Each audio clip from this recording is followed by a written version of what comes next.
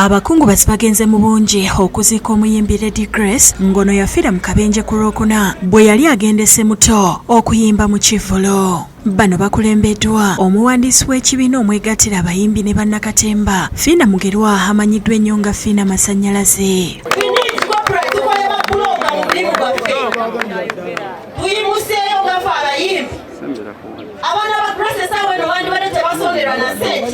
Abafamire nga bakulembeddwa Susan Nakyagaba beebaziza ababaweereddewo okuva omwana waabwe lwe yafa ne balaajanira Fiina okuyamba ku bamulekwa. Mutubeerera ab'ekisa ku lwa Grace tulabe kubeera nga tuwaana buwaanyi Grace nti abadde sereebo naye ng'ekyamazima abaana be bagenda kusigala nga bali nfuufu.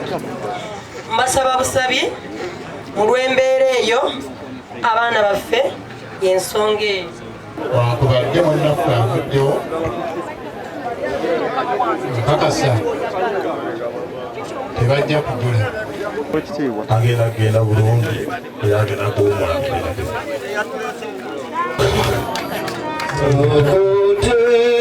Omuyimbi Aizon T abadde ayimba n'omugenzi alaajanidde ekibiina ekitwala abayimbi mu ggwanga okulaba nga abayimbi bafuna mu nnyimba zaabwe. Batuyita twegatte tugamba nze asinza hiiti, nze asinza kino bitulemezza okwegatta bannange. Abantu basobole okomyawo olwasseruganda mu ggwanga lyaffe.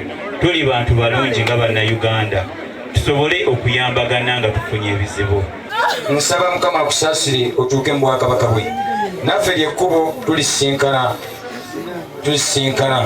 Naye lwaki olwaleero omugenzi ono yandibadde agenda okugalamira wano ng'oluyimba olwo alufunyemu ssente nnyingi, naye lwakuba obuzibu nga bwe mbagambye nti abayimbi bano beetereezi. Grace abadde wa mpisa, Grace abadde alina okwetonda mu nnyimba ze zonna bw'aba amaliza olaba afukamirako. Oluvannyuma bazadde b'omugenzi bakulembeddemu okuganzika ebimuli ku ssandooke n'abayimbi ne baddako.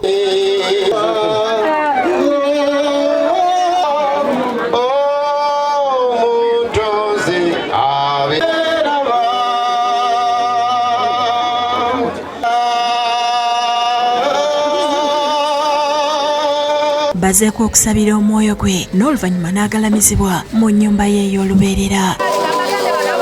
David Musikalyankolo yakusakidde eggulire lino.